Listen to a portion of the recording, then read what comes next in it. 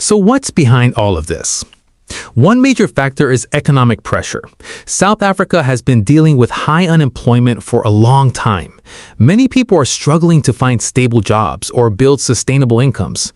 In that kind of environment, frustration builds quickly. Some locals feel that foreigners are taking opportunities that should belong to them. They see migrants running small businesses, working in certain industries, or surviving in ways that they themselves are struggling to achieve.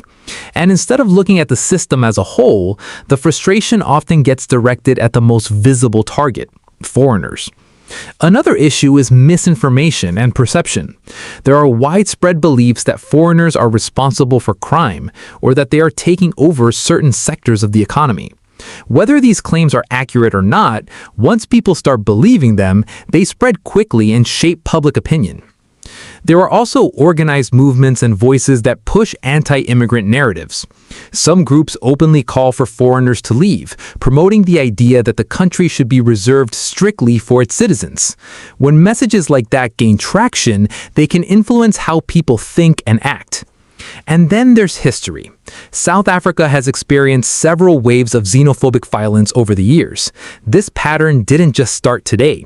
It has happened before, and each time it leaves behind tension that never fully disappears. What we are seeing now is part of a cycle that keeps repeating itself.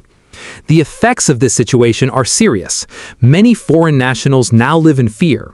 Some are closing their businesses. Some are avoiding public spaces. Others are even considering leaving the country entirely.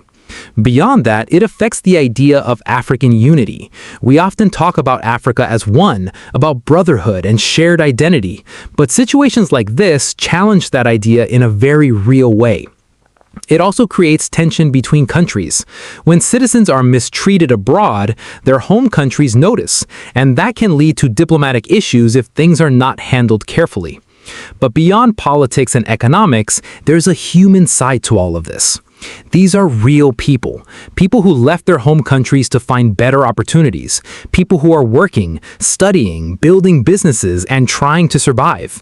Some of them have lived in South Africa for years, some grew up there, and yet they are still being told that they don't belong. That's the part that hits the hardest. If anything is going to change, there has to be a shift in how this situation is handled. There needs to be stronger action against violence. There needs to be better information so people are not driven by false narratives. And there needs to be real solutions to the economic challenges that are fueling this frustration. Because at the end of the day, this is not just about nationality, it's about people. And it raises a bigger question. What does unity really mean if it disappears when things get difficult? In my next episode, we'll take a deeper look at what really caused this situation, the root reasons behind the anger, and why some South Africans are pushing foreigners, especially fellow Africans, out of their country. So if you want to understand the full picture, make sure you stay tuned.